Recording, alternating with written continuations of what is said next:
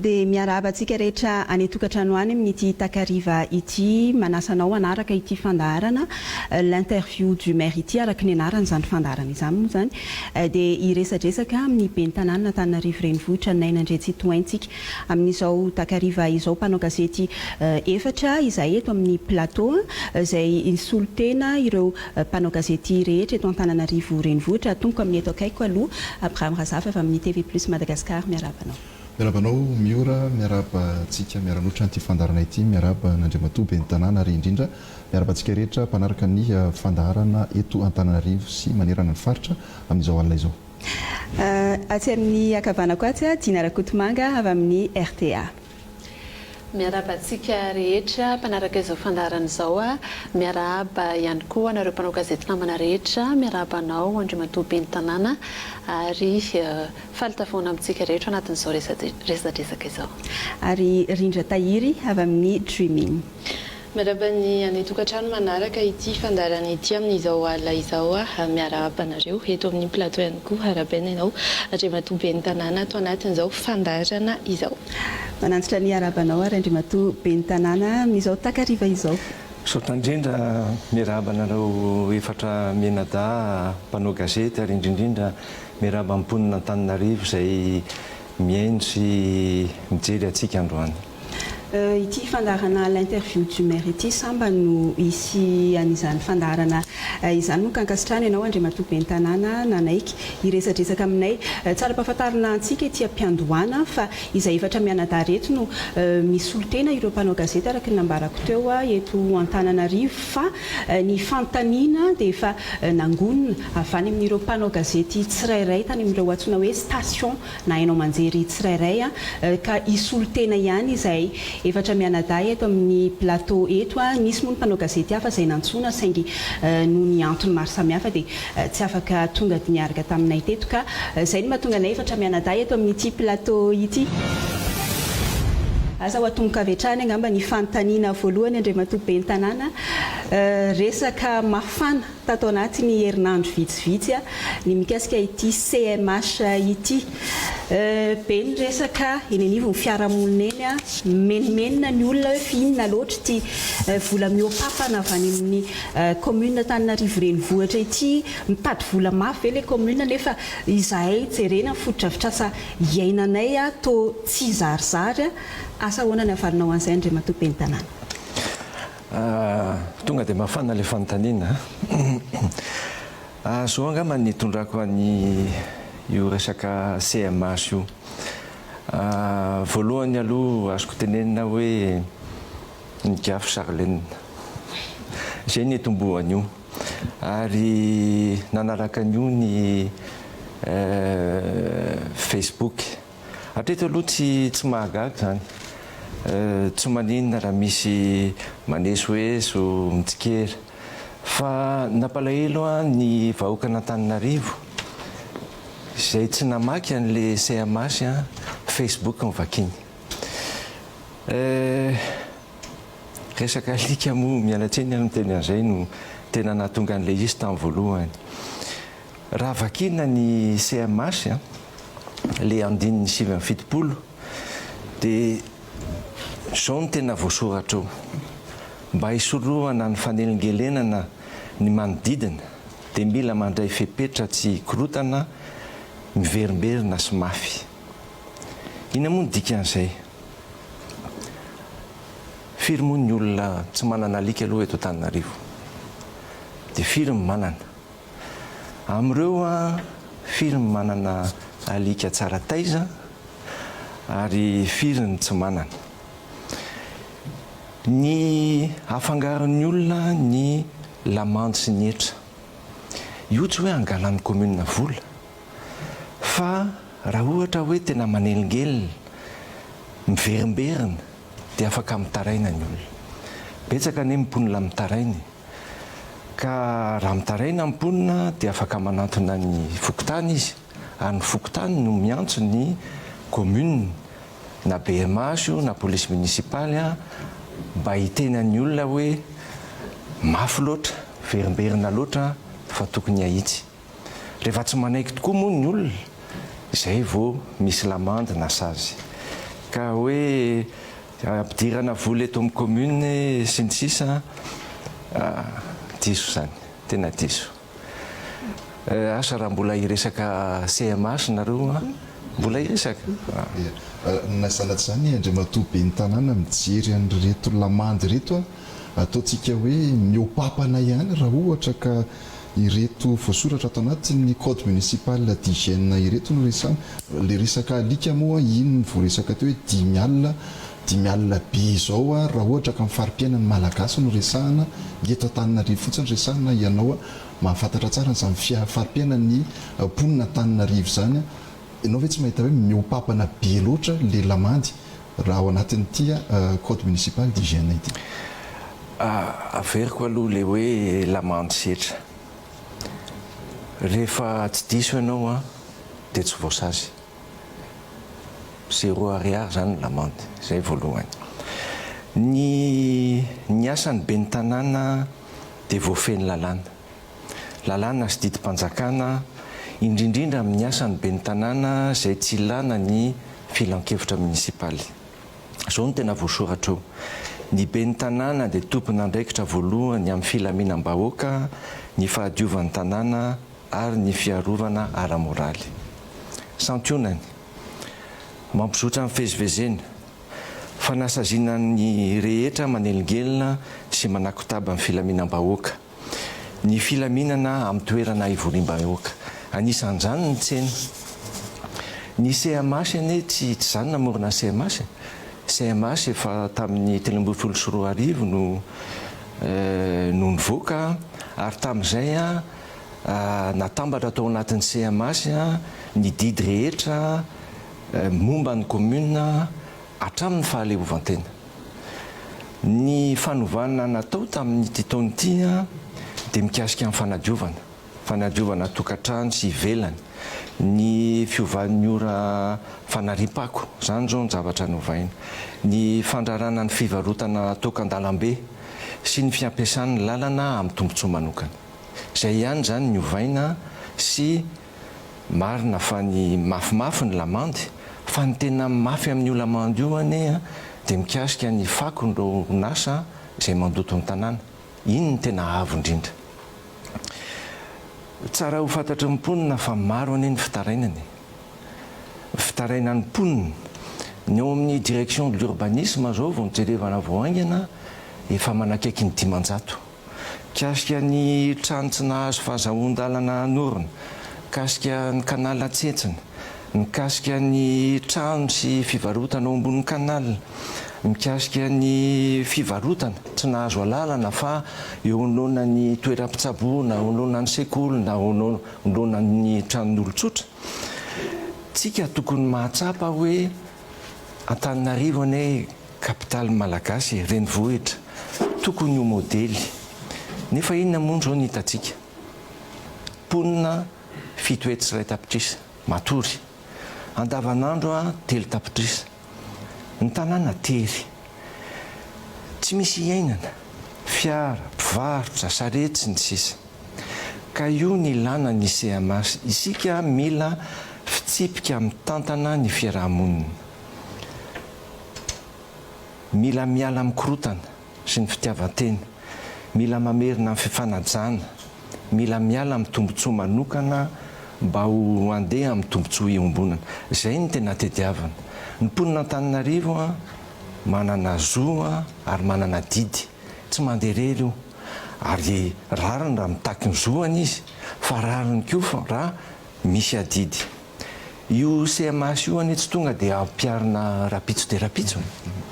mbola misy fanabeazana mbola misy fanazavana ny commune koa ane tsy adaly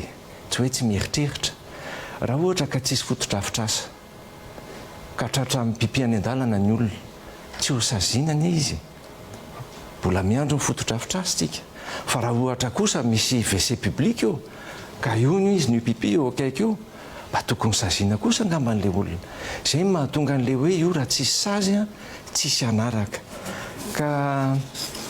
resaka be fa mila an'izay fitsipika amin'ny tantana ny tanàna izay isika zay indrindra Andriamatoa be ny tanàna mialatsy indrindra ny laza ianao teo hoe mbola tsy zao no ampiarina roviana zany vao ampiarina ilay zay CMH zay hiandro fotodrafitrasa aman-taonany mihitsy ve zany vao ampiarina le izy dia lasa ohatran'ny hoe resaka fotsiny zany le CMH aloha fa mbola tsy misy fampiarana. Io tsy mandeha fao be fa mila fieritreretana. Ome koa atronareo ano tsena zao tsika ao Anosy. Rehefa vita ny tsena dia tsy misy mivarotra tsony zany any an-dalana amin'iny faritra Anosy Mahamasina iny. Mandrapahatongany amin'izay mbola ekena zany ny fivarotana any an-dalana. Ny WC public zao anao farafahakeliny 10 tsika efa lasa ny appel d'offre alohan'ny faran'ny taona. Amin'ireny faritra ireny dia tsokony tsy hisy tsony zany ny olona manao maloto any an-dalana. Io zany mandeha tsy kelikely. Rehefa vita ny fotodrafitrasa dia apetraka le izy. Rehefa misy koa ny fitarainan'ny mponina dia tsy maintsy ampiarina koa ny CMH. Zany hoe raha azoko tsara zany monsieur le maire satria manko maro dia maro ihany koa ny fangatahany mponina ny anatin'ny tambazotra tserasera hoe ary maninona moa raha mba ny vahoaka indray aloha no mitaky amin'ny monsieur le maire hoe fitao reto raha ny fanazavanao teo zany raha azoko tsara hoe atao aloha ny fotodrafitrasa zay vao ampiarina ity CMH ty sy ny lamonde miaraka aminazy. Marina zay le hoe sosy adidy fa ny lalana zao ampiasainy ny mba misy jiro mirehatra ihany tsy ampy manaiky an'izay tsy ampy ny jiro, ny rano tsy ampy fa mba misy ihany ny fanadiovana ny tanàna. Marina fa misy efa herinandro vitsivitsy zay efa nitombo be ny fako manaiky an'izay fa mba niasa ihany koa ny commune. Hita hoe misy fanatsarana ny commune. Tsika hoe tsy hiandro hoe vita tanteraka le izy vao hanomboka. Tsy maintsy manomboka tsikelikely amin'izay toerana mila anazy. Misy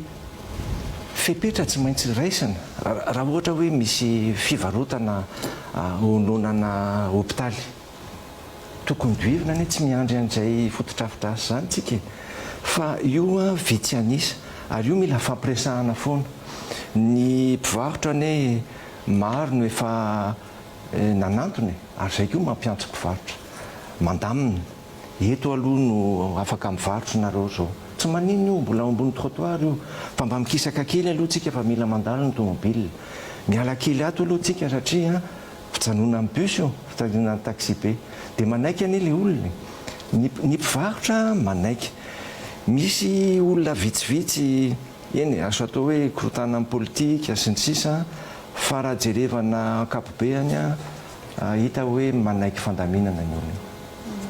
Iresaka eo amin'izay efa natsidika teo ihany moa ny resaka hoe fanadiovana ny mpivarotra amoron-dalana, fanalana ny mpivarotra amoron-dalana sy fananganana tsena. Inona no mety olana tsy ahafahana tonga dia miroso indray mandeha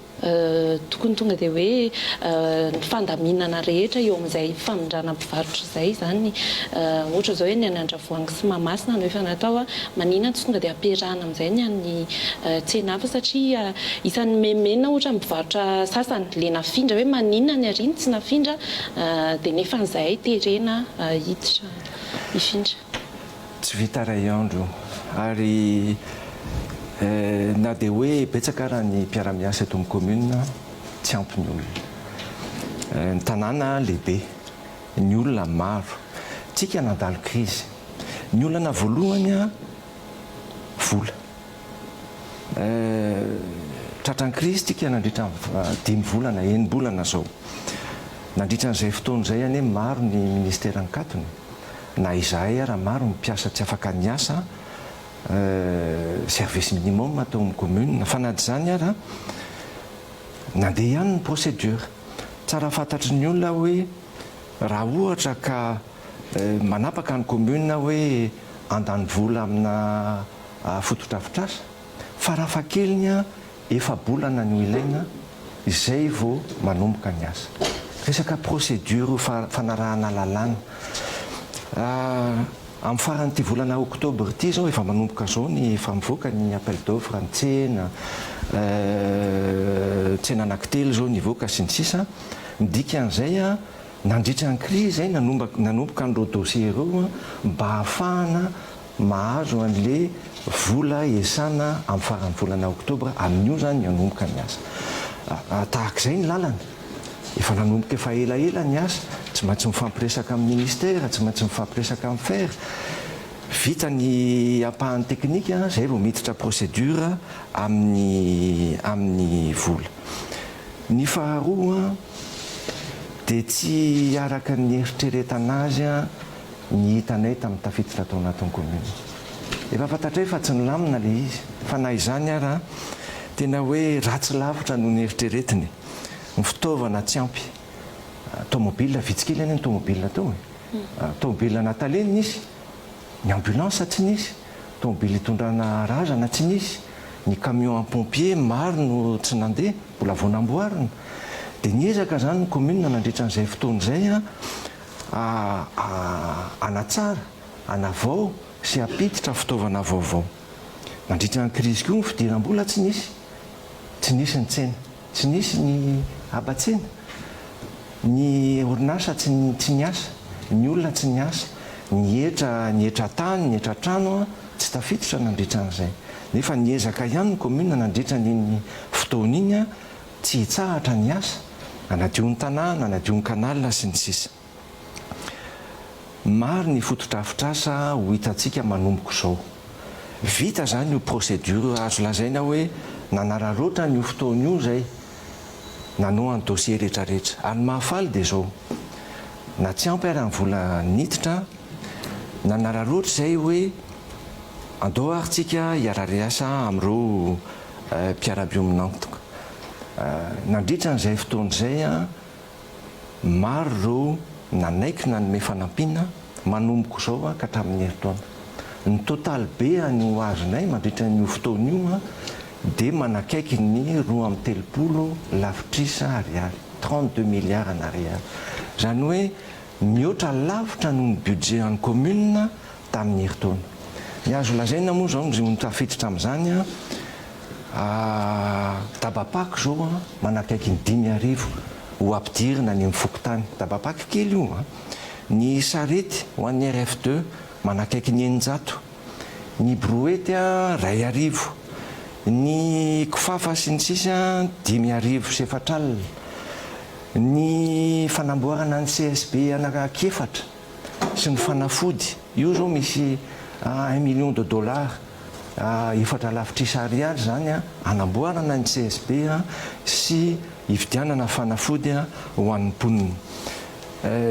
ny trano zao ny akany andraisana ny tsy manan-kialofana efa vita efa hotokanana amin'ity volana ity mbola misy anankiray hafa zao amboaritsika aloha amin'ny farany taona ary miaraka amin'ireo partenaire ireo mbola ahitana trano ray hafa ny banque mondiale no hanao financement an'izay ary tsy andran'izay fa ny olona miampy koa mbola misy zao efa ho anomboka zao raha vao vita moa mbola mety ho resahana aloha moa zay fa ny tanin'ny Allemand ny amin'ny PK7 mandeha any Tomasina ho ampiasaina anaovana logement social manakaiky ny tanàna io ny olona rehefa ho anaovana trano tsy atao lavitra be satria tsy hipetraka any izy anaovana trano io dia zay olona tena sahirana maro zao ny olona very-trano tamin'ireny trano may ireny ohatra dia ho ampidirina n'ireny trano ireny tsy atao maimaimpona atao ny trano fa omena asa izy satria misy teti-bola tena natokana mihitsy anaovana imo ny commune mila olona miara-miasa ny commune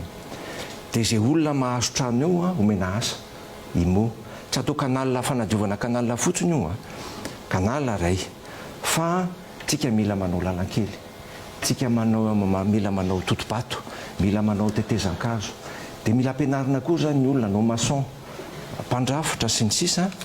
dia ny ho ataontsika zany hoe ohatra 2 andro na 3 andro amin'io imo io averiny amin'ny commune mba ofan'le trano hipetrahana fa ny ambiny karama zany no omena anazy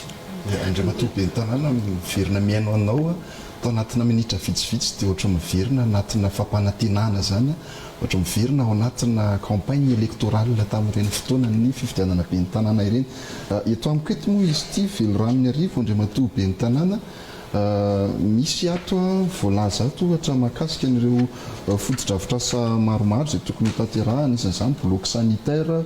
10 sy 20 ny tokony tanterahana ao anatin'ny herintaona, borne lavoir 20 ny tokony tanterahana ao anatin'ny herintaona, borne fontaine ihany koa 20 ny tokony tanterahana ao anatin'ny herintaona. Mbola eo amin'izay stadina fampanantenana zay hoe sika sa ho tanteraka reto fampanantenana atao anatin'ity veloranony arivo ty Andriamatoa Ben'ny Tanàna. Tena zavatra tsy mitovy. Ato izy fampanantenana, ato izy efa mipetraka ny vola ho anaovana an'io. Amin'ity herinandro ity zao hitanareo anaty gazety ny appel d'offre mikasika ny tsena Anosy, ny tsenan'ny Kom. Izay maika zao raha katoavin'ny filan-kevitra amin'ny herinandro ambony dia hofitaina izay maika dia afaka miditra amin'izay zany ny olona ny hafa zareo eo ivelan'io izy miverina ao anaty izay maika. Ny vola anaovana bloc sanitaire zao 10 ho hita eo anatin'ny gazety amin'ny herinandro ambony. Ny vola zany efa mipetraka. Rehefa miresaka logement social efa ao ny vola. Raha miresaka ina moa teny atao dabapako sy ny sisa efa mipetraka ny vola fa zao ny Banque mondiale andefa ny appel d'offre hividianana an'ireo fitaovan'ireo. Tafiditra ao anatin'izany zao tsika no morgue vaovao fampanantenana taloha fa tsika zao eto Antananarivo mila morgue vaovao dia anampy ny Banque mondiale nanao an'izay. Ny commune zao tsy manana camion citerne hitanterana rano. Tsika ave ampiasa rano jirama na diovana tsena ho an'ny zaridaina sy ny sisa efa tafiditra ao anatin'iny tetika iny ny camion citerne. Vola zany efa eo tsy ny fa vita. Ny appel d'offre zany no alefa zao mba ahafahana mampiditra sy mividy an'ireo fitaovan'ireo. Raha ireo fampanantenana ireo sy ny asa ho tanterahana misy elanelany be ve zany Andriamatoa Ben'ny Tanàna raha misy elanelany ohatra hoe niresaka borne fontaine ianao niresaka asa ina dabapako sy ina daholo izy teo misy raha ohatra hoe nampanantena 10 sy 20 ianao talohan'ny fifidianana Ben'ny Tanàna firy zany no tanteraka dia raha tsy tanteraka ireo 10 sy 20 ireo inona ny olana teo anelanelany inona ny azo anarenana azy ho tratraka kosa velona. Hiteny hoe afapo tsy afapo fa hiteny hoe kivy tsy kivy mihitsiny. 7 volana zay no efa eo amin'ny commune zay. 9 bolana ny crise nandritra an'izay 7 volana zay. Ny hitanay hatreto ny vita nandritra an'izay 7 volana zay mihoatra lavitra no vita nandritra ny 9 taona lasa. Mampanantena hoe mandritra ny 9 bolana ho avy tena ho hita maso ny zavatra rehetra nampanantenainy satria efa mipetraka ny vola. Mandamina fotsiny zay, mandeha ny appel d'offre, manomboka ny asa. Za moa tsy tia manao an'ity paozina première pierre ty fa rehefa tena manomboka ny asa dia ho atsoina ihany nareo hoe tongava fa ho hitanareo ane io fa tena manomboka ny asa. Voaresaka teo mametraka fantaniana foana satria be dia be ilay fantaniana be dia be tiako apetraka. Anisan'ny voaresaka atao anatin'ireny débat communal ireny Andriamatoa Ben'ny Tanàna mahakasika ny fametrahana ny audit. Voaresaka teo moa hoe atao anatin'izay volana vitsivitsy izay betsaka ny vita atao anatin'ny 9 taona mahery. Nisy fe izay audit izay raha nisy izay inona ny mety ho valan'izay audit izay amin'izao? Tena misy zay tena misy. Voalohany aloha efa misy mission an'ny IGE, ny Inspection Générale de l'État aminay efa volana vitsivitsy zay. Ary mijery akaiky mihitsiny izy ny antota taratasy mifandeha ny asa eto amin'ny commune. Faharoa ny tribunal financier koa manao enquête eto aminay. Maro ny zavatra hita. Maro koa ny affaire moa zany ho ampidirina any amin'ny tribunal, maro ny efa tafiditra ary mbola maro no tafiditra. Io tsy hoe mitsara ny lasa fa mila mandamina ny ho avy. Ny audit mandeha mbola petsaka moa zavatra ho resahantsika momba andreo rehefa avy eo fa ho hitan-dalana ihany ny momba andreo fitarainandreo ary zay mahatoky ny fitsarana hoe rehefa tonga any le izy dia ho hita marina an'izay tena fandehana. ny resaka fanatanterahana asa ianao teo a somary asiako resaka kely mikasika ny lalana eto andrenivohitra amin'izao fotoana izao a tsy tokony hoe hifanaraka amin'ny filanimponina amin'izao ve ny tokony hoe asa ho tanterahana sa hiandro roviana isika ny fahavaratra zao efa hiditra dia vao maika hitombo indray ny fahavoazana amin'ity ny lalana eto Antananarivo efa ny akamaroany efa simba daholo. Tena manaiky an'izay ary marina raha tafiditra raha ny tokony ho izy ny vola tao amin'ny commune tamin'io fotoanany crise io dia efa nanomboka ny asa.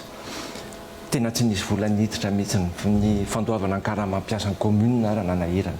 na izany ary niezaka izay. Ny momba ny lalana ny fanjakana manampy 3 milliards zao no avy amin'ny fanjakana. Ny fer koa mbola misy 3 milliards izay ho hita ny appel d'offre efa ho alefa amin'ny herinandro ambony. Ny lalana moa efa natolotra tamin'ny filan-kevitra efa nalefa tamin'ny Facebook hoe reto zany le lalana ho amboarina. Ny fanotelony dia ny commune tokony miasa andavanandro. Ny ilan'ny commune zany dia ny fitaovana. Tsy misy fitaovana ao anaovana lalana. Reny lalana kely vita reny dia vita tamin'ny tanana. Donc mbola mividy an'ilay fitaovana izay zao anaovana an'ireny enrobé ireny zao mitaraina ny olona ao Ambohipo.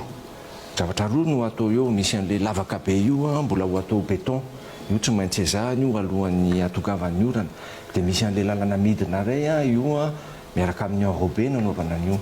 Maro ny lalana tsy maintsy vita alohan'ny atongavan'ny rano. Ary tsy ny lalana fotsiny. Ny canal dia nyzao zay dia miezaka. Manadio ny canal ny Besarety zao efa miara-miasa. Samva, ny commune, ny Apipa, ny Zarahaso io tsy maintsy manomboka zao ny asa alohan'ny atongavan'ny orana. Ny tiako lazaina monsieur le maire mantsy tsy tokony mba efa hita ve fony ianao nandray ny fitantanan'Antananarivo hoe ireo fotodrafitrasa izay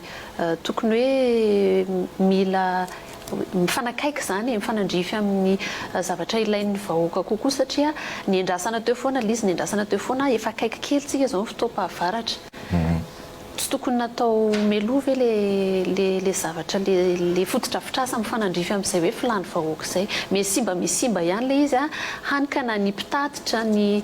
sy ny taxi be sy ny fitaterana rehetrarehetra misedra olana vokatra izay hoe fahasimban'izay dia ny ankoatran'izay ihany koa mbola hotohizana ve ny fomba fanaony teo aloha hoe atao petapeta toko fotsiny le fanamboarana sa hanana fotodrafitrasa tena maharitra isika ho Antananarivo. Maro dray averiko le hoe zo sy adidy ome lalan'izay diovy ny tanàna ome jiro zay fa zay tsy andohetra mifandray io ny volany vola opelantanana no entina anaovana ny asa eto amin'ny tanàna ary niezaka izay nandritran'izay 7 volan'izay anatsara ny fidiram-bola ny commune amin'ny taona ho avy zany efa mipetraka tanteraka ny procédure ohatra ny etratrano misy tetikasa natao tamin'ny GIZ natao tamin'ny Banque mondiale mba ahafahana mahita firmarina moa zany ny trano eto Antananarivo firiny tsy mandohetra ary za tsy miteny hoe le trano kely fa maro reo orinasa lehibe trano lehibe izay tsy mandohetra izay ezaka izay zany tsy maintsy apetraka tsara ary zay no apetraka mandritra nyity taona ity mba hahafahan'ny commune amin'ny herintaona manao ezaka tsara satria ho tafiditra tsara ho anatin'ny kitapobolan'ny commune ny vola. Ny tatreto mankony ny vola mandehandeha ihany misy fa tsy niditra tao anaty kitapobolan'ny commune ka ny manatsara an'io manitsy an'io mila fotoana. 20-30 any tsy eny eto Antananarivo be da be ny vola tsy tafiditra ty amin'ny commune. Jereo reny box reny tena natao fananiana hoe ho ampidirina ny box fa niofa n'ireo box ireo zay tokony hiditra ny commune tsy tafiditra ty amin'ny commune. Ka zay ezaka zay tsy vita nandritra ny taona maro ary marina ny tena hoe natao fananiana mihitsy ny hoe allo ohatr'izao le izy izay ny mbola ahitsy mila fotoana elaela io ary mino ary matoky fa tsy maintsy vita amin'ity taona ity izay fanatsarana fidiram-bola zay. Ny amin'ity taona ity aloha fanatsarana rehefa miteny zay hoe kilometra enina no atao. Zay enina kilometra zay ny lavaka aloha ny tapenana ary ezahana atao tsara ny asa. Fa manomboka amin'ny herintaona satria mbola miandriandre fotoana izay anaovana lalana ho atsaraina ny fomba fiasa ary atao maharitra ny asa ho ataon'ny commune.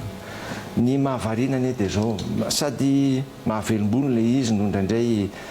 vizana ihany ny tena. Nandritra ny firy-taona tsy nisy ny teny, tsy nisy ny taky. Fa manomboka ny asa maika ny olona. Mety zay, aloha koa ny olona maika, ary zay koa maika, aloha hiasa aingana. Ary mety koa ilay hoe tsindrominy isan'andro hoe aingakaingana ataovy ny asa. Mety aminay zay. Izany hoe le vola eo am-pelantanan'ny commune ve zany no olana surtout hoe nisy zany ny vola tsy hitanajavina tamin'ny fitondrana teo alohana ohatra zany manahoana ny fiarahanareo amin'ny tsy miankina tsy misy fiaraha-miasa amin'ny tsy miankina ve mba ahafahana manafaingana kokoa le asa. Ka zay ny teneniko anareo hoe zay 32 milliards ohatra ho atao manomboka izao mandrapatonga ny amin'ny herintaona. Fa hainareo ihany ny fomba fiasan'ireo partenaires financiers ireo tsy hoe malaika izy androany dia raha pitsy maraina amin'ny valy dia mivoaka ny vola. Procédure lava be, manomana dossier, miady hevitra aminy, ela be le procédure ary na ekeny ara le izy ny procédure ho aminy mbola lava be satria izy miasa amin'ny mangarahara ny asany, manao appel d'offre izy sy ny sisa dia mila fotoana izay zany. Fa rehefa manomboka ny asa tena tsy hijanona intsony satria izay dossier ampidirinay efa mandeha iny mbola manomana hafa indray izay ato dia ho ampidirinay koa. Misy elanelana ny teti-bola nampiasainy ny fitantanana ny fiadidiana tanàna teo aloha manodidina ny 8 milliards ariary eo ny amin'izao fotoana raha tsy diso manodidina ny 5.7 milliards ariary. Ina nahatonga an'izay fienana zay dia na io elanelana io zany dia satria efa niena kokoa zany le vola ho ampiasaina aiza ahoana indray no anatanterahana andreo vina napetraka ao zany. Ahitso kely le fijerevana. Marina fa 7 milliards no nisoratra tamin'ny herintaona. Fa 3.20 milliards ny vita. Izay zany ny tena teti-bola tamin'ny herintaona. Izay zany ny vola voangona tamin'ny herintaona. Tamin'ity taona ity moa mbola nanofinofy izay ary tsy napozinay ny crise. 5.7 milliards no hoe nieritreretina atao tamin'ity taona ity. Amin'ny herintaona moa zany satria misy ny crise. Ny orinasa mbola sahirana sy ny sisa dia nahenanay 5.70 tapitrisa fa ho ezahanay ho vitay no 5.70 tapitrisa io 5.70 tapitrisa fa tsy hoe ionona amin'ilay 3.20 tapitrisa tamin'ny herintaona. Mino amin'ny asa izay ataonay fanatsarana fidiram-bola eto amin'ny commune sy ady amin'ny kolikoly sy ny fanampina avy amin'ireo mpiara-miombonampotreo dia ho tratro io. Araka ny teneniko teo 2.30 tapitrisa efa noentin'izy ireo.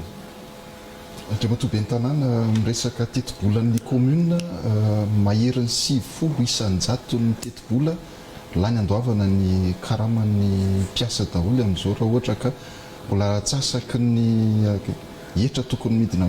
amin'ny commune mbola tsy tafiditra ao amin'izay kesin'ny commune izay. Ny tiako anontaniana Andriamatoa ben'ny tanàna mahakasika indrindra ity budget amin'ny commune ity lasa mivoaka aty amin'ny tambazotra-tserasera sy aty amin'ny fanaovan-gazety foana izay resaka budget an'ny commune izay amin'ilay fampidinana anazy toy iny ohatra.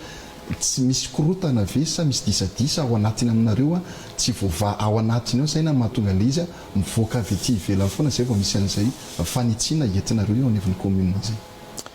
Marina zavatra roa no nanontanianao. Marina fa tamin'ny herintaona tamin'ny taona lasa 7 isan-jato ny vola niditra dia nampiasaina ho andoavana ny karaman'ny mpiasan'ny commune. Izany hoe zany tsy nisy asa hafa natao. ny amin'ity taona ity a mitovy foana ny amin'ny taona ho avy sy amin'ity taona ity mitovy foana ny vola ho atokana ho an'ny karama fa ny vola miditra ny ampitomboana tamin'ny taona lasa zao tsy nisy ny investissement na ny ariary ary ho hitantsika eo amin'ity taona ity ny investissement vita mino a fa anakaiky ny 5 milliards ariary no vitan'ny commune mandritra nyty taona ity ary ny taona ho avy a ho 20 milliards mihoatra ny fifandraisana amin'ny mpanolontsaina indraindray izy io manahirana mpanolontsaina no taraina hoe ny ben'ny tanàna tsy manaja ny filan-kevitra ny commune io mila fifanajana mila manaja ny ben'ny tanàna mila manaja koa ny mpanolontsaina ary indrindrindra ny mpanolontsaina dia mila manaja ny filan-kevitra ny commune zay ny tena izy voalohany aloha sambany angambany vao misy ben'ny tanàna isaky ny misy fiovoriana ny filan-kevitra dia mipotra eo miady hevitra amin'ny mpanolontsaina mamaly ny fanontaniana nandritra ny efa taona lasa angambany tsy nisy zay fa ny adjoint sy ny taleno mandeha isaky ny misy fiovoriana dia miady hevitra miaraka amin'ny mpanolontsaina ny mpanantanteraka eto amin'ny commune manaiky ny fitsikerana mety zany fa rehefa mitsikera sy manorina zay ny mety fa le mitsikera tsy madio fo zay le tsy mety satria mila mpanolontsaina tompona andraikitra ianao mpanolontsaina manomana budget zay zao izay ho edina hevitra amin'ny mpanolontsaina dikan'izay document interne zany mbola ho resahana zao ny heveranay hitondrana n'ity zavatra ity io ane tsy hoe teny midiny mbola edina hevitra ao amboary ty ampiakaro ato ampidina ty tsy ampiny social ampitomboany fotodrafitrasa sy ny sisa tsy mbola nanomboka ny ady hevitra ty amin'ny filan-kevitra dia efa mandeha any amin'ny Facebook ny tenako aloha dia mialatsiny ny Facebook tsy ho atao solotena ny filan-kevitra tsy zay ny fandehany ka ny mpanolontsaina zany a mila manaja voalohany ny filan-kevitra ny hémicycle dia any ny ady hevitra raha misy zavatra ho tenenina ka vita ny ady hevitra ka tsy mahafaly a afaka miteny foana ane zay ny demokrasia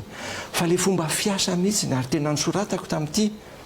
fa mino a fa tsisy ienao an'izay nisoratako to tamin'ny filohan'ny filan-kevitra hoe zao no angatahako ny fiara-miasa amin'ity manao sosokevitra zay manolotra projet na tetibola dia raha atsika eo ary tsy omenany commission amin'ny vola fotsiny fa miaraka amin'ny séance plénière ny mpanolontsaina rehetrarehetra dia miady hevitra dia ataovy atsoratra ho a ny sosokevitra reo dia miverina ny mpanantanteraka mijery an'io mandinika an'io hoe azo atao ve zany ampitomboany fanafody ampidino ny taxaty resaka taxi moa ny resahana be io mila ady hevitra fa raha hiady hevitra ny amin'ny filan-kevitra ka hoe avo loatra ny renouvellement na licence dia zay ekeko fa raha ny amin'ny Facebook no atao hoe avo loatra ny renouvellement na licence dia za kosa aloha tsy heno an'izay mila mifanaja ary mila manaja ny filan-kevitra resako mahakasika an'izay any koa Andriamatoa ben'ny tanàna mahakasika ohatra ny lahadinika misy eo anivon'ny filan-kevitry ny tanàna ataoko fa fantatro tsara le resaka dossier momba ny tome iny tafiditra atao anaty lahadinika ianao moa nandany laza fa hoe tsy nahafantatra an'izay fisiany lahadinika izay mandeha ve ny fanadihadiana mahakasika an'izay aiza ho aiza nankety mahakasika an'izay sy indrindraindrindra mahakasika n'ity dossier tome ity mandeha ny fanadihadiana ny marina voalohany aloha amin'ny akapobeany maro ireo procédure mbola tsy mipetraka eto amin'ny commune ary mbola vao apetraka zao vao vita voaingana ny procédure momba ny boriboritany tsy nisy zay ary ho atao ampahabe maso zao zany ny procédure rehefa miditra nareo dia zao ny atao tantaratasy ilaina raha vita zay zay le hoe standard de service rehefa vita zay dia tsy maintsy vita amina 2 andro na 3 andro na herinandro raha tsy vita amin'io fotoana io afaka mitarainy nareo ary io ho atao mipetraka eran'ny boriboritany hoe zao mifandeha tsy misy procédure tsy misy archive eto amin'ny commune ary anisan'izany ny fomba fiasa ny mpanatanteraka sy ny mpanolontsaina zao zany vao tena hita hoe ay misy lesoka tsy mipetraka tsara le procédure dia voaterina no procédure vaovao zany satria misy dossier miditra aty misy dossier miditra ary tsy voatana tsara le izy ary zay no atolotra iampanolotsaina hoe zao zany ny procédure hitondrana ny fampidirana ny lahadinika ho an'ny filan-kevitra io tena nisy fahadisoana io ary tamin'ny voalohany mihitsy ary hatreto ary tsy mbola nanaika ny dira ny otomio eo anatin'ny lahadinika mbola tsy milamina io ara-bola mbola tsy milamina io ara-teknika tsy midika hoe diso le olona mbola miasa ny teknisianina firmarina moa zary ny antenne voaloha tsara ve aloha ny volanareo rehefa vita zay ka milamina ka orinasa mandohetra sy manaraka amin'ny fipetrara teknika dia ho ampidirina amin'ny commune hoe io ara fa ataovy le izy isy sazy ho an'ireo tale na aty amin'ny manatanteraka na ho amin'ny filan-kevitra hoe tsy mety io tsy mety ny nataonareo tsisy saina ratsy io fa tena hoe le procédure tsy nisy dia zay no natonga ilay hoe tsy narahana fa izay indray any le resaka Facebook sy ny sisy mbola nigiafo indray Charlène hafa indray io moa fa tsy maniny fa ny tena tsara fantatry ny olona anie dia zao hoe eo anatin'ny tanànany commune le taoma resahany io any Nosy-Patrana ho amin'ny police municipale anie tsy misy antenne ary efa najanoko aloha io dossier io fa 10 metatra eo akaiky ny eo amin'ny MBS dia misy antenne ny taoma izay tsy nahazo alalana ny ofatrano moa ny ofan'io antenne io moa tsy miditra any amin'ny commune fa miditra any amin'ny MBS ka hitanareo le fomba hoe ny be ny tanàna mampijaly orinasa gasy sy ny sisa ny karana hono ny atosiny sy ny sisa tsisy fanavakavahany hoe gasy karana sinoa sy ny sisa ary ao ny fepetra fa tsy mety le hoe ny be ny tanàna manosika an'izao tokony olon zao fa nefa ianao ihany eo ambany masonao manao an'le izy aloha ahitsy angamany zavatra tokony ho fantatro mimponina Antananarivo. Resaka fampanantenana ihany tsika idirako kely mahakasika ny Easy Park satria anisan'ny fampanantenana lehibe nentinao tao anatin' ireny fampielezan-kevitra tamin'ny fifidianana be ny tanàna ireny ny fanafoanana ny fifanarahana fiara-miasa eo amin'ny Easy Park sy ny commune Antananarivo ty aoriana sy volana ty aoriana tsika Andriamatoa be ny tanàna mbola miverina mifampidinika amin'ny Easy Park indray ny commune Antananarivo renivohitra mifampidinika amin'ny fanafoanana ny fifanarahana ve hofoanana ve ny fifanarahana sa tsy hofoanana tsy niverina ny fampidinika fa ny fampidinika nandritra an'izay fotoana izay io fifanarahana io dia contrat ngeza be raha jerevana ny fepetra rehetrarehetra matevina ohatr'izao angamba ny atota taratasy mikasika ny Easy Park tsy maintsy foanana ny fifanarahana satria fifanarahana mitongilana ny vola miditra amin'ny Easy Park 4 miliara ny vola miditra amin'ny aty amin'ny commune zato tapitrisa mitongilana zany le fifanarahana tsy midika hoe diso Easy Park izy mpandraraha normal izy manao ny asany zay manatsara ny orinasany no zay no ataony ary mpiara-miasa ao amin'ny Easy Park zay maro mino aho fa faly izy satria ny karama ny voalohany ny asa mandeha le hoe foanana ny fifanarahana zay mihitsy ny tena izy foanana ny fifanarahana fa tsy foanana ny parking tsy azo atao maimaim-poana naiza le atsika raha n'izao tontolo izao ny parking tsy atao maimaim-poana misy ho atao maimaim-poana misy tsy maintsy andohavana parking satria zay keo mampandeha ny commune ane zay le zosy adidy tsy maintsy misy vola ihany miditra aty any commune ampandehanana ny asan'ny commune ka efa nanao sini zahay ary efa manao ny audit ny Easy Park zao mba hahafahana mandray ny fitaovany Easy Park sy mamindra ny olona ao amin'ny Easy Park ho tantana ny commune fa tsy hoe orinasa tsy miankina no mitantana ny volan'ny commune io tokony ny commune no mitantana an'io ohatra ny borne ny Easy Park ilaina efa misy an'ireny borne ireny ampiasaina amin'ny parking fa maninona moa ireo borne ireo tsy ampiasaintsika ohatra amin'ny abatsena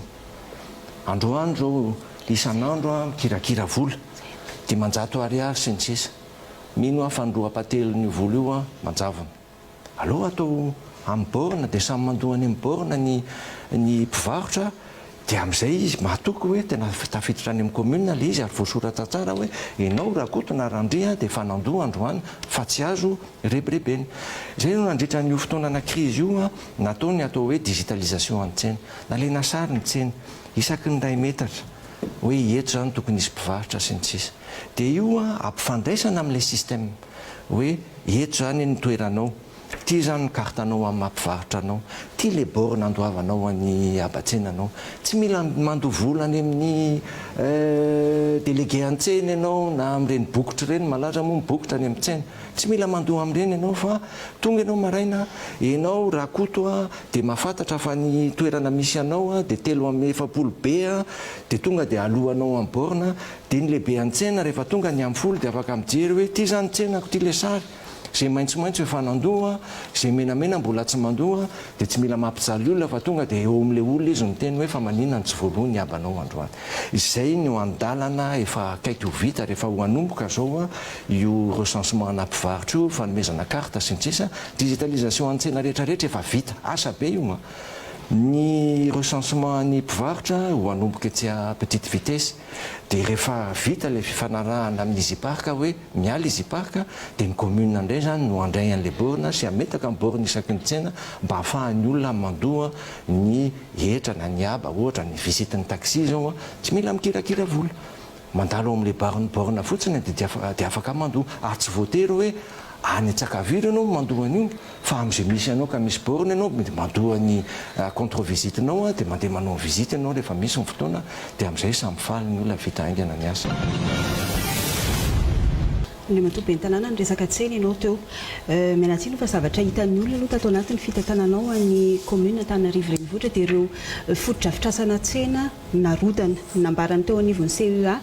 fa tsy nanara-dalàna ny fananganana azy ireny. Ny zavatra hitan'ny olona nefany dia hoe mandrodana ny fiainan'olona simba, ny fiarian'ny olona rava asa ararotina ny fahazonanao eto Andriamatobe ny tanàna iresanao momba ireny ambaranareo fa hoe construction illicite ireny.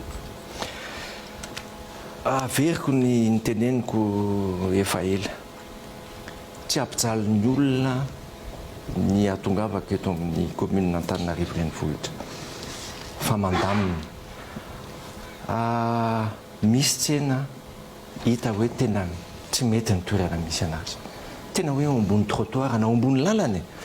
mahita nareo box na fisakafoanana dia ambony trottoir ny ampahany dia ambony lalana ny ampahany dia ny seza raha atao aty ampovoan-dalana. Le fitiavan-tena tsy mety. Rehefa azo alamina le izy alamina. Omeko ohatra nareo. Jereva ampoasareo nisy an'le box hoe Galaxy io izay efa niala efa elaela. Malahelo ary mety malahelo ny tompony satria efa ela be le izy niala nefa tratran'ny crise to. Io box io fampiresahana tamin'ny tompony ary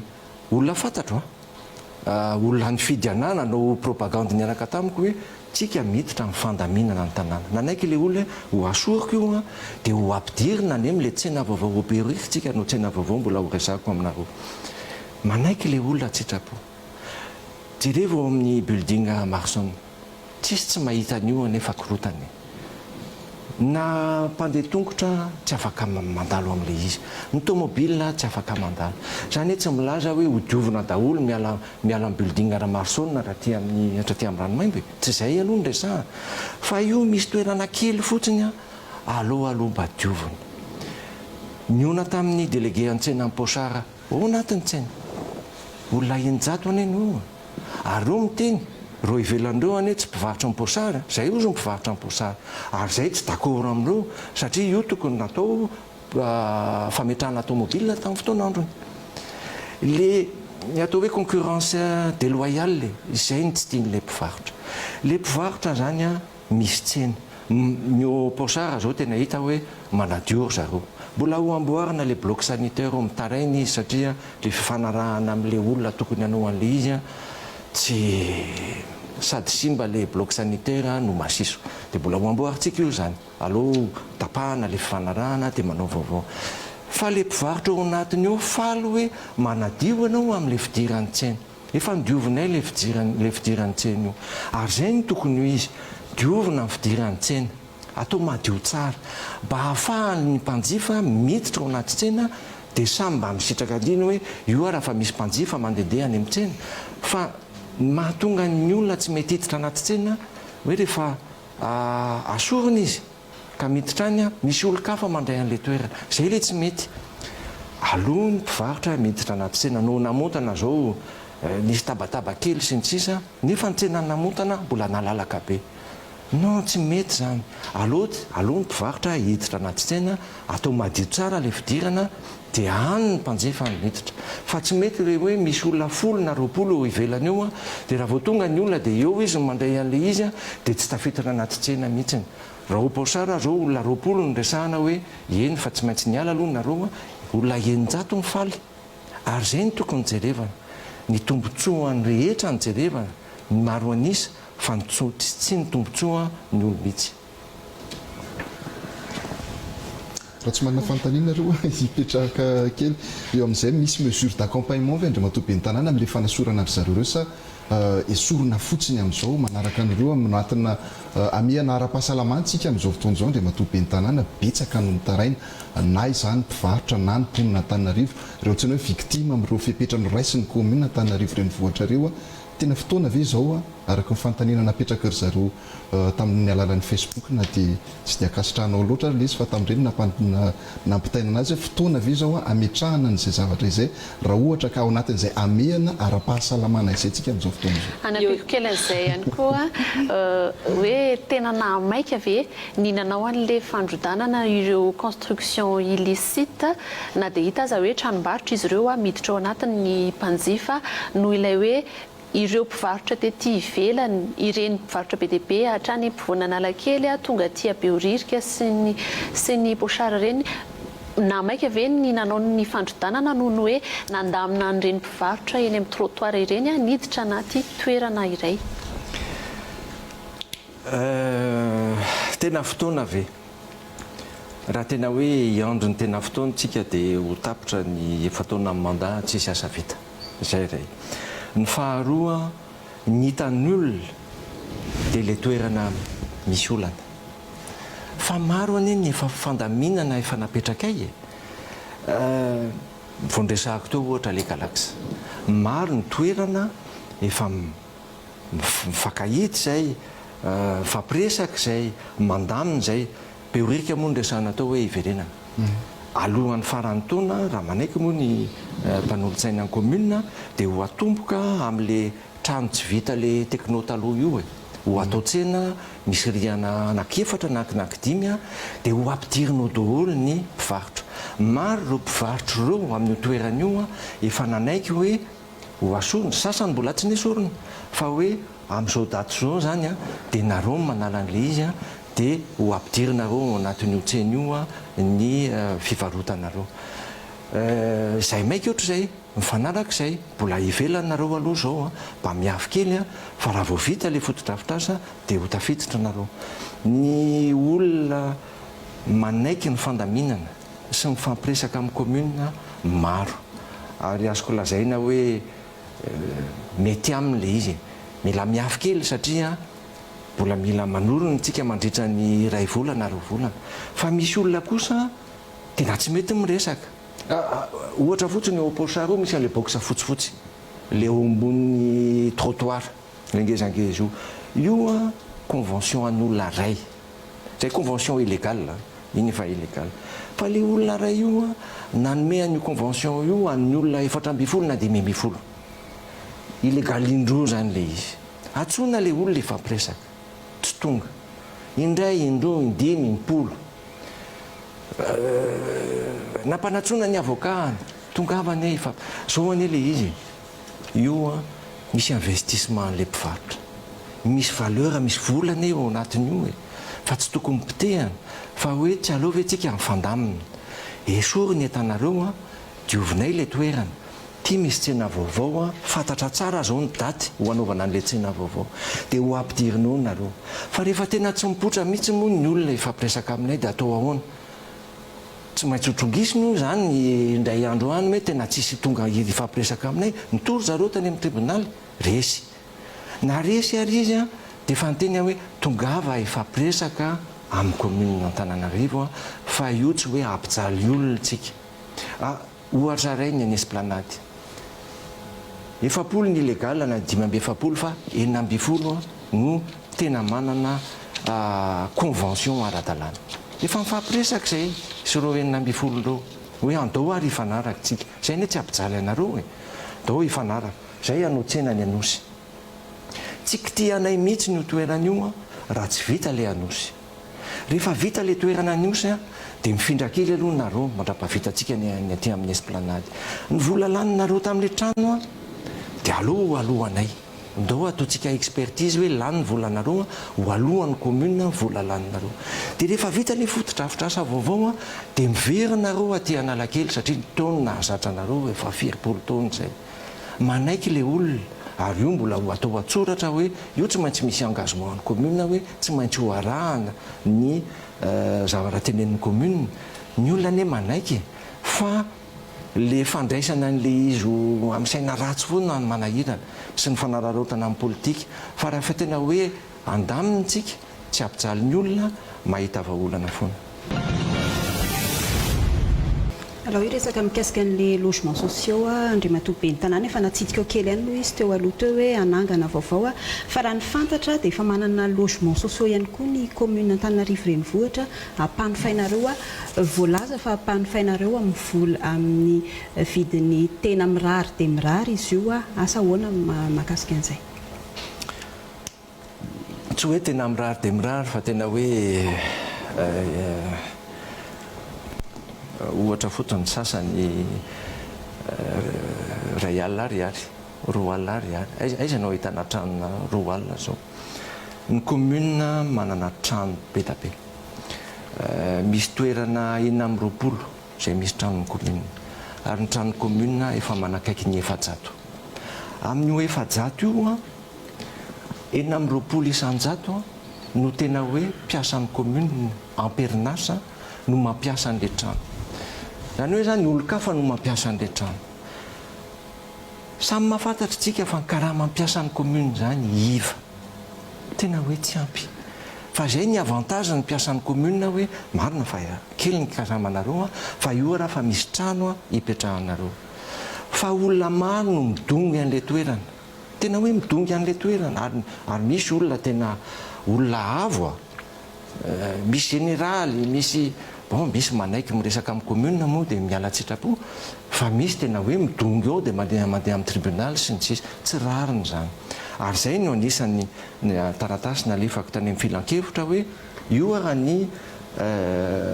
teti-bola horesahantsika ny fangatahako dia zao ny ofatrano zay tokony alohan'ny piasan'ny commune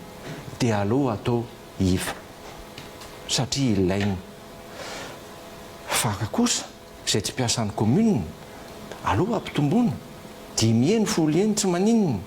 fa aloha ampiasain'ny piasan'ny commune ale izy io fitondrana an'le budget amin'ny fomba sosialy io zay ny tena ilaina ary zay ny tena ilaina ifampiresahana ao amin'ny hémicycle ny filan-kevitra fa tsy andeha amin'ny hémicycle amin'ny Facebook hoe andao araisina isaky ny trano hoe ahoana marina ohatrina marina sy ny sisa ohatra hoe lefa fanamboarana trano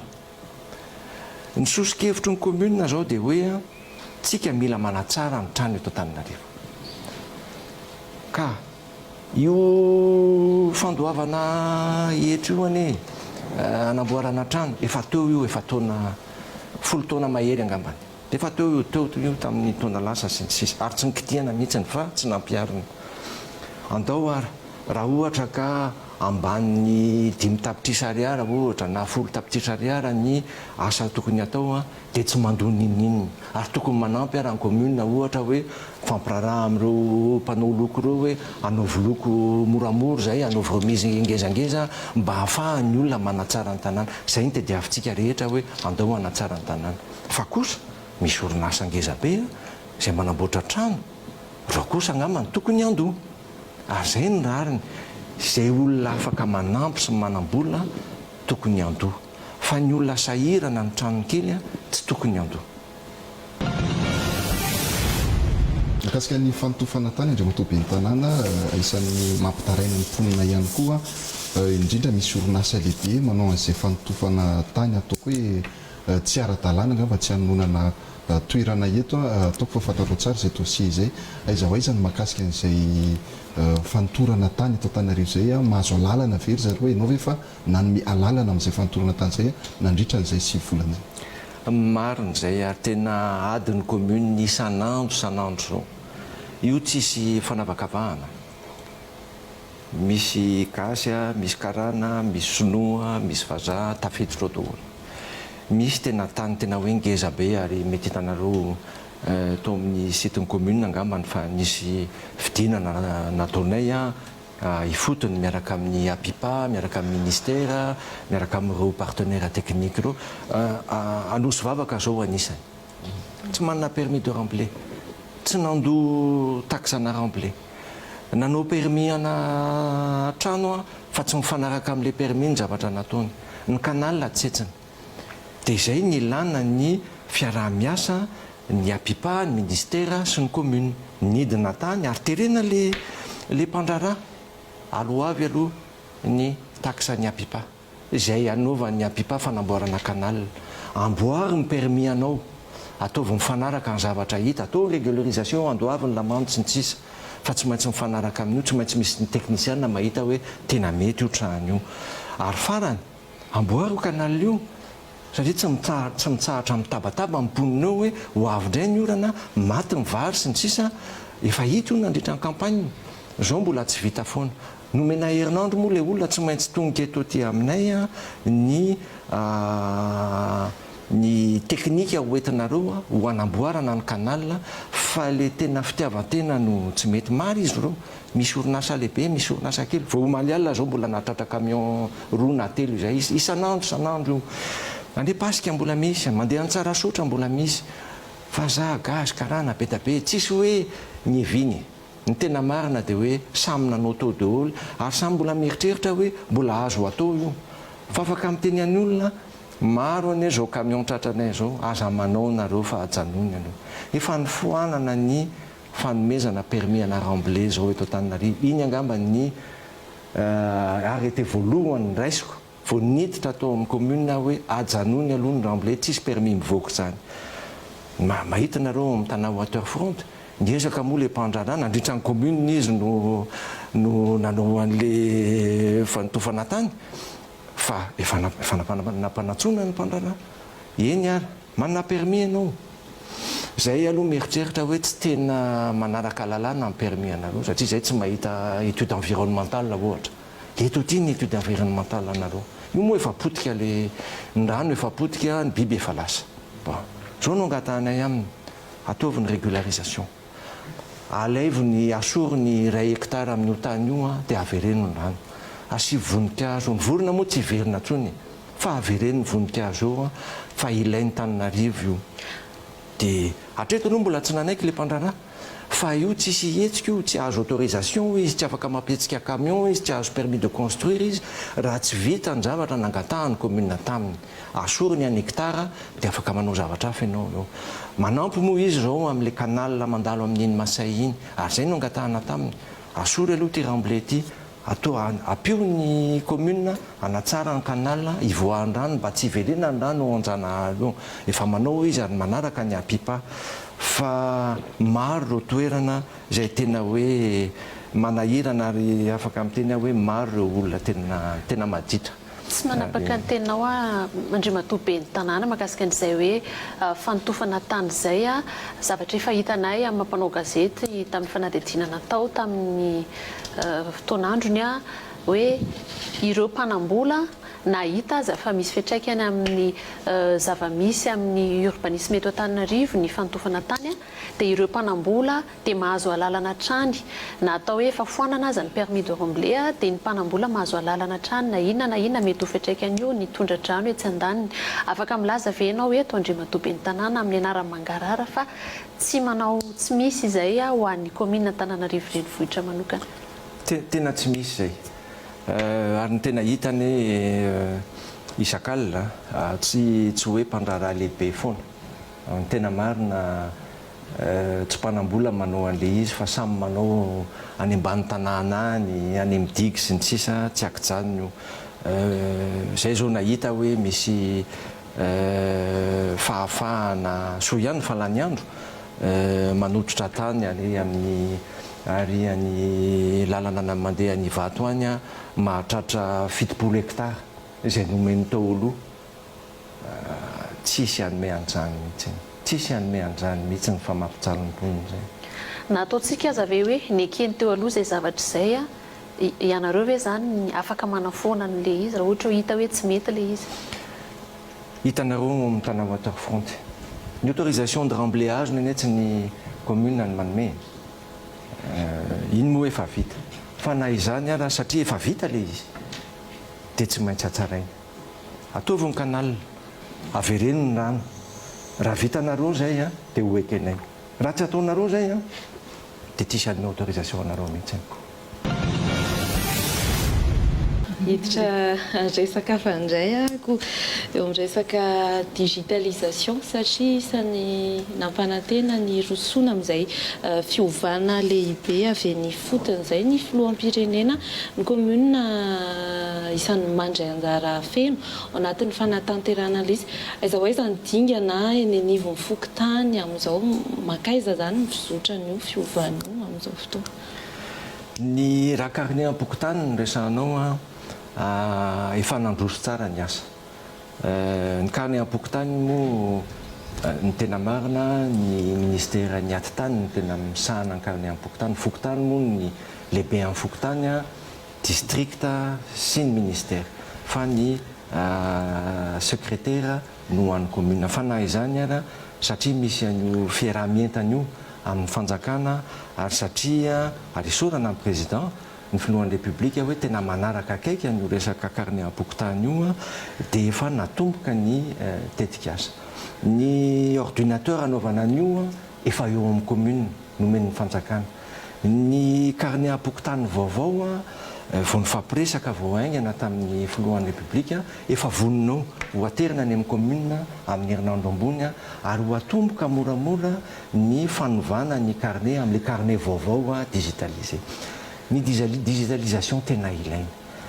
Ndresahana teo moa digitalisation an'ny tsena, digitalisation an'ny taxi. Tsika zao hiditra na digitalisation ana taxi be koa na ny sarety raha omena carte satria mila fampianarana. Atraizakatraiza moa azo hidirany tany sarety, inona moa ny ora azo ny hidirana. Io mila mifampiresaka mahafantatra tsara hoe zao ny fepetra eto Antananarivo, zao ny sady eto Antananarivo dia omena carte izy hoe ena raha fa nahazo an'ilay fiofanana ianao afaka miditra eto Antananarivo. Ary zay koa no mety ho atao sazy raha tena hoe tsy manaraka an'ilay ora ny fanarahana dia hoe miala kely ianao ny cartanao mandritra ny 2 andro fa zay ny sazonao fa miverena afaka 2 andro ianao afaka miasa an'ireny. Io mila tazomina tsara. Ahona ny ahafahana mifehy Andriamatoa Ben'ny Tanàna ny reto voaresaka teo ny taxi be, voaresaka teo ny taxi fahitantsika ihany koa tao anatin'ireny fiboana ireny fa nanampy dia nanampy betsaka ny mponina Antananarivo tamin'ny tsy fisiany ny taxi be, reto taxi moto sy ny taxi bisikileta ireto mety misy fepetra ho raisina ve ho azo ekena ve sa tsy ho azo ekena mihitsy ny fampiasana zany taxi moto zany eto amin'ny commune Antananarivo renivohitra. Io efa nifampiresahana tamin'ireo fikambanana misahana ny taxi ireo. Tsy hisy ny taxi moto eto Antananarivo. Ary zay no angatahany aza asiana taxi moto. Apio izahay izy hiady amin'ireo taxi clandestin ireo. Dia efa mitsangana ny comité stratégique momba ny taxi dia efa manomboka ny asa ary tsy maintsy ho enjehan'ireo taxi clandestin sy taxi moto. Ny bajaj tsy ho ekentsika renivohitra aty mety any amin'ny toerana hafa ny bajaj fa raha tsika mampiditra bajaj eto dia vao hikorotana Antananarivo. Tsy mety amina renivohitra no anaovana an'ireny. Inona no satria izy ireny koa anisan'ny miteraka ny fitohanana lavareny eto Antananarivo renivohitra. Inona Andriamatoa Ben'ny Tanàna no heverinao fa tsy hoe tsy ho foana moa zany fa hoe mba hanamaivana kokoa nyty embouteillage zay tsy mety ahitam-baolana eto andrenivohitra ity. Zavatra maromaro. Voalohany aloha mandamina zay manakana ny fifamoivoizana, anisan'izany ny mpivarotra, zay mahatonga an'le hoe tsy maintsy halamina reo. Ny faharoa rehefa niresahanareo manamboatra ny lalana, fa ny fanoteliny tokony halamina ny fandehana ny taxi be ohatra. Mifampiresaka foana zay miaraka amin'ireo coopérative-na taxi be ireo. Natao sary ny linina rehetrarehetra atao Antananarivo. Dia tena hoe oatra amina spaghetti ireny zany le izy. Misy toerana, misy lalana mandritra ny 3 kilometatra, 4 kilometatra, dia linina anankifito, anankivalo, anankisivy no miditra amin'io linina io. Io zany satria zay efa mifampiresaka foana,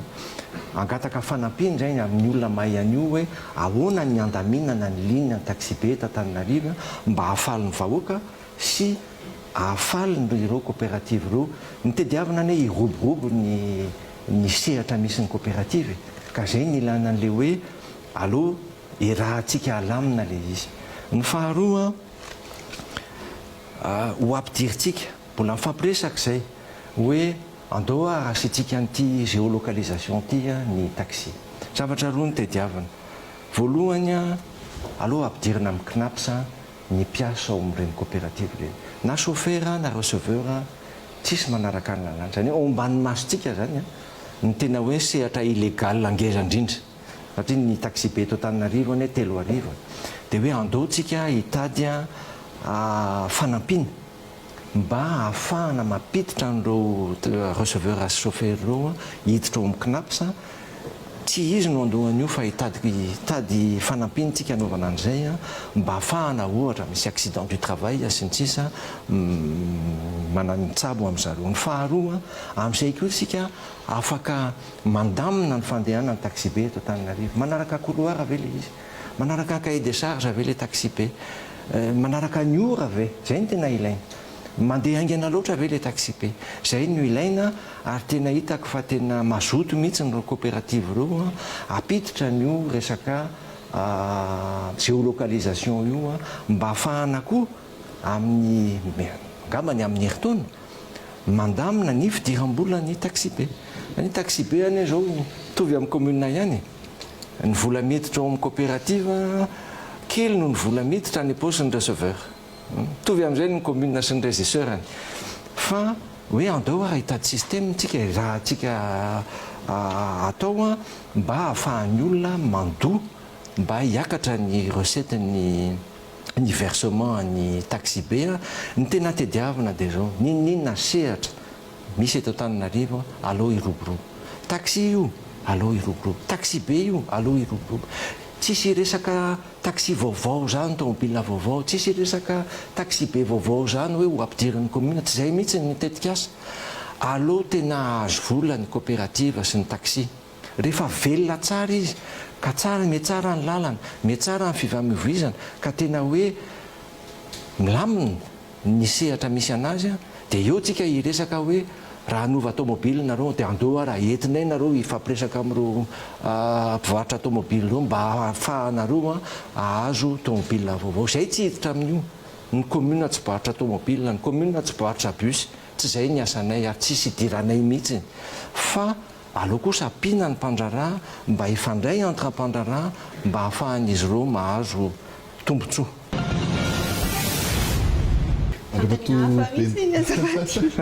Azafady Abraham, efa nakaiky ity fahavaratra monsieur le maire, afaka herinandro vitsivitsy ty mba efa mety efa nomboka hirotsaka ny orana. Tena mampitaintaina ny rehetra, indrindra moa ireo eny amin'ny faritra iva. Ny faritra avy moa rehefa fahavaratra ny andro dia hoe midina ny faritra iva, Mekara, tsy hita tsony hoe aiza ho aiza no atao ny fitohanana fifamoivoizana etsy an-daniny. Misy programma, misy planina avy eo anivon'ny fiadidinana tanàna ny renivohitra hiatrehantsika izay fahavaratra izay. Misy ary soa raha fa tena mifandray ny commune, ny ministère, ny APIPA sy ny SAMVA. Zao efa misy asa manomboka ny Besarety, samy mandray ny andraikiny. Taloha manko tsy mazava tsara, iza marina moa zany manao an'ity canal ity. Ny ampipasa samy vasa ny commune zao a efa samy mandray ny andraikiny ary faharoa mifanampy ohatra hoe ty apahan'ity aloha erahanao aloha fiarah-miasa natao fiarah-mientana aloha diovintsika miaraka io canal io miezaka zany ny apipa anadio ny canal miezaka koa reo manampy ny tanàna Banque mondiale anisany AFD anisany anadio an'ireo canal anankiroa na Andretany io na canal C3 ny commune koa efa manomboka ny asa io le ndresahako hoe mila miasa ny commune ary mila miasa koa ny pôliny eto Antananarivo ho ataontsika IMO le izy ho ataontsika IMO hitady volontsika ny ame mpiara-miondantoka ny commune andohan'ny IMO ny fitaovana ilaina any amin'zareo dia zahantsika mba hiena mety tsy ho vita tanteraka angamba amin'ity taona ity na eno hoe mety ho bebe angamba ny orana amin'ity taona ity raha oharina amin'ny herintaona mety mbola ho sahirany ihany tsika fa tena hita hoe tena miezaka na ny fanjakana na ny commune. Zany hoe ny amin'ity taona ity zany mety mbola hiakatra ihany ny rano aloha mety mbola misy raha mandalo ao amin'ny Masay zao nareo mahita hoe tena diovina tanteraka le rano Masay io misy canal vaovao mbola ho atao marina koa anie dia maro na trano na fivarotana ao ambony canal ndresaka nareo teo hoe mbola androdana trano ve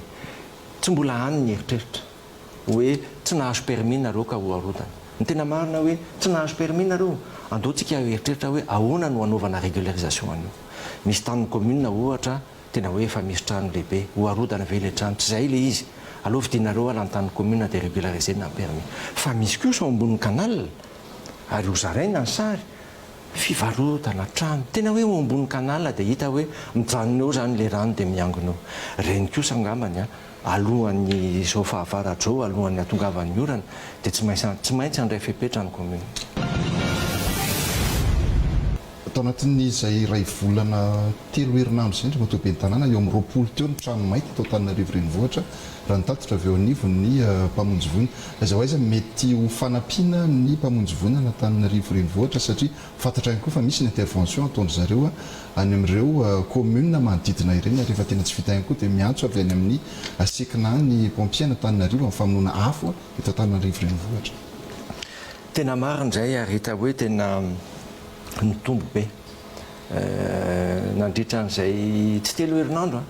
nandritra ny ray volana sy tapana 4 volana izay tena nitombo be voalohany aloha efa niteneniko teo hoe ny fitaovan'ny mpamonjy voina tsy ampy efa nanambotraka fiara maromaro izahay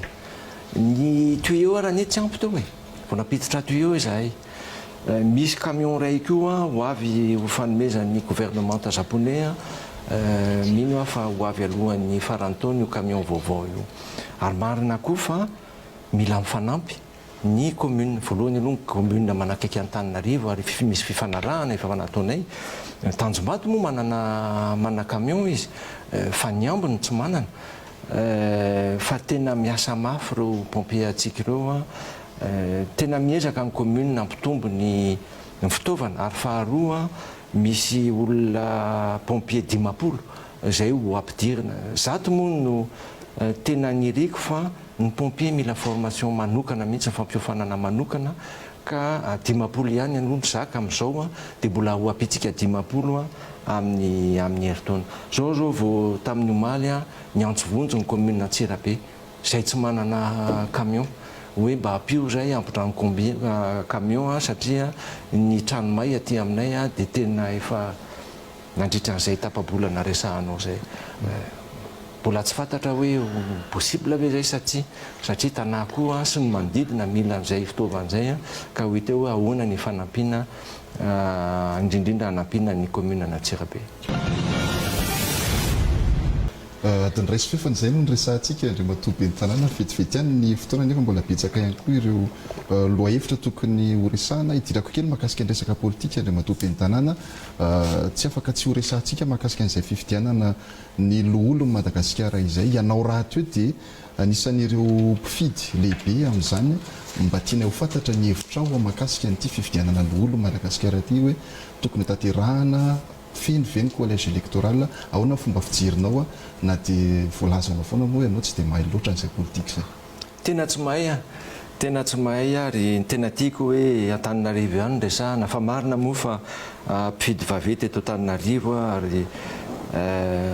tena ny eritreritro dia hoe tokony hiroso amin'ny fifidianantsika, tokony hiroso amin'ny fifidiana ary ny tenako amin'ny mahabe an-tanàna dia hisitraka ny zo amin'ny mpifidy vavety ary manentana an'ireo mpanolontsaina ny commune eto Antananarivo renivohitra hifidy rehefa tonga amin'ny fotoana fa tokony arahana ny didy ary tokony hajaina ny lalàna. Amarana koa azy ngamba andriamatoa ben'ny tanàna hiverina kely eto Antananarivo tsika sy ny fiaraha-miasa amin'ireo fikambanan'ny ben'ny tanàna aiza ho aiza ny tetikasa grand tanà izay iarahanareo ben'ny tanàna eto an-drenivohitra sy ny manodidina miasa amin'izao fotoana izao efa misy ve ny asa ho tanterahana sa inona no mbola andrasana? Raha ipamma ny resahana ifampanajariana ny Tananarivo efa nankatoavy ny filan-kevitra ny fidiranao aminy fa tsy niandry an'izay zay talohan'izay dia efa mifampiresaka tamin'ireo ben'ny tanàna manodidina ary efa misy fifanarahana maromaro izay natao anisan'izany ny mpamonjy voina moa ny resahana tao ny fako anisany ny tsaratantana anisany satria Antananarivo ireo commune manana cellule na bonne gouvernance ary maro ny olona miasa ao manaraka ny asan'ny mpanatanteraka eto ny commune miaraka amin'ny komity misahana amin'izay ao amin'ny filan-kevitry ny commune.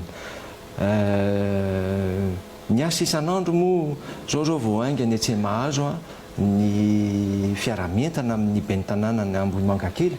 dia tena mitondra vokatra satria raha ho mahazo ny ampahany alohany aty amin'ny BOA Antananarivo eorinan'ny BOA ny Ambohimangakely ary zay ny ilana an'ilay fiara-miasa amin'ny maha-ben'ny tanàna anao tsena moa ny ben'ny tanàna Ambohimangakely ao ary zay ny tena mety satria ho ampidirinao amin'ny tsena io ny mpivarotra ary anao station ana taxi be izy satria ny tena tediavin'ny Tananarivo iverenako kely angamba ny fahadiniko ty resaka taxi be ty. Tananarivo misahana ny taxi be urbain ary zay ny tianay eo hiroborobo fa ny suburbain miditra eto Tananarivo 250 isan'andro no miditra eto Tananarivo ny sasany Tsambojatove any amin'ny Knapsa sy ny sisa zay le tsy mety satria mampitombo ny fotoanany fifamoivoizina eto Antananarivo sady mandray ny client an'ireo taxi be urbain aloha ny suburbain atao amin'ny sisiny dia ny urbain indray ny mandray an'ny olona miditra aty anatiny ary zay ilaina fifampiresahana amin'ireo ben'ny tanàna mba handamina na mpivarotra ireo na fitaterana sy ny sisa. Eo amin'ny izay resaka fotodrafitrasa lehibe kasaina apetraka eto Antananarivo no tiako antanina ihany koa nisy ny resaka fa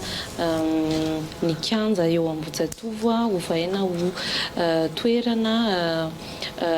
parka botanika zany mety manomboka oviny zay ina ihany koa tena antony le safidy hoe eo raha toka ho atao zay. Le safidy eo anie ny fonina Antananarivo Analakely sy Ambohijatovo marina fa misy tetikasa tena hoe ilain'ny mponina andavanandro fa na zany ary mila manatsara ny tanànantsika ary io toerana io izay manana ny tantarany dia tokony avozona ary arenina io tetikasa io anomboka miaraka amin'ny lalana sy ny tsena sy ny sisa ho hitantsika amin'ny herinandro ny appel d'offre samy afaka mahita an'io anaty gazety hoe zao ny zavatra ho atao parka botanika no atao eo misy toerana ahafahan'ny olona misakafo mandehandeha afaka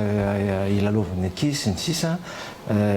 zay angamba ny ilayntsika hoe sady manatsara ny tena ho anatin'ny tanànantsika no manatsara koa ny endriny. Parc botanika andriamatoa ben'ny tanàna 10 milliards ao anatin'ny budget 2 milliards 2 milliards de FMG 2 milliards FMG satria zavatra roa ny tediavana tsika tsy afaka hoe hijanona amin'ny tena nahakorotana sy naharatsy any Antananarivo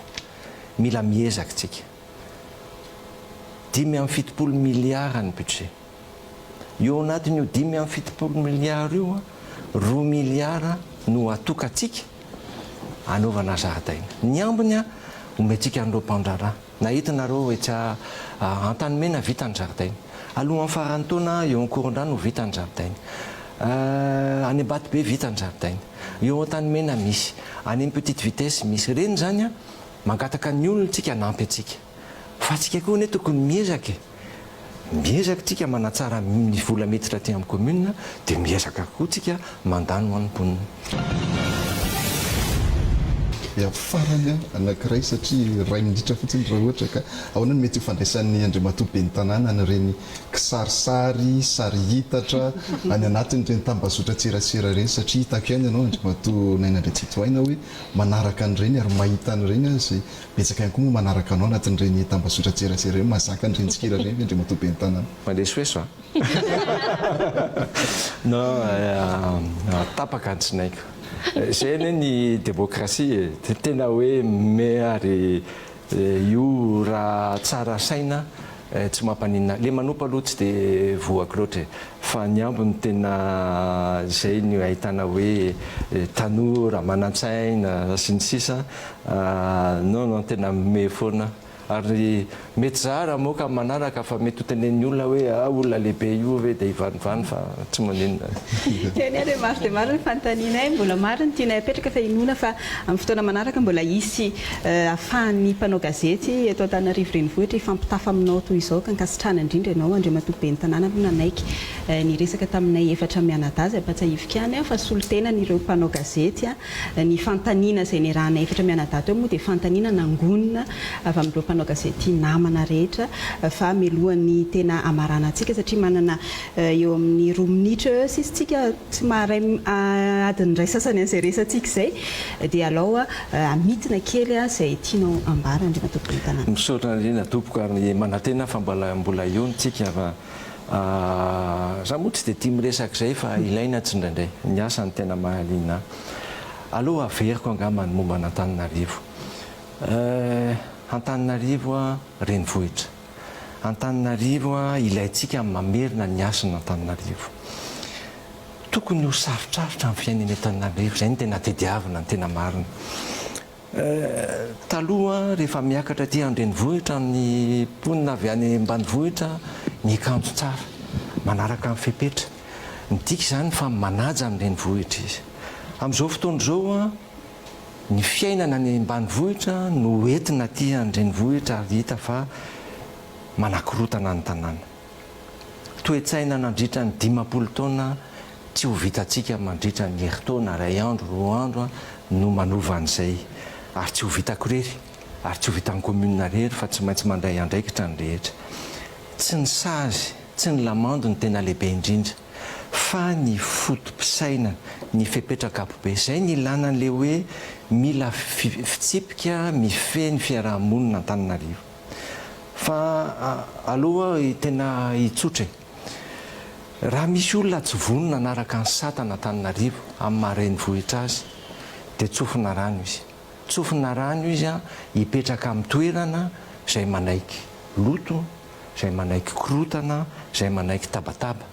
Fa ny asy ny Antananarivo tsy maintsy averintsika. Ny asy ny mponina Antananarivo tsy maintsy averintsika ary io tsy vita io raha tsy miaraka amin'ny mponina. Misaotra anareo indrindra. Eny ary dia akasitrahantsika Andriamatoa ben'ny tanàna nanaiky an'izay fanasana izay na dia voalazana teo fa tsy dia tian'izay miresaka izay izy fa ny asa no tena tiana. Isaorana ihany koa ny namana mpanao gazety niarana nanolotra sy nitafatafa tamin'ity androany ity. Isaorana ny namana mpanao gazety izay nanolotra ny fanontaniana izay tian'izy ireo apetraka amin'ny ben'ny tanàna, tsy adino ihany koa ireo facebookeur izay nametraka an'izay fanontaniana rehetra izay indrindra isika mpijery ny fandaharana l'interview du maire amin'ity androany alina ity. Mankasitraka tompoko lahy, mankasitraka tompoko vavy, veloma tompoko.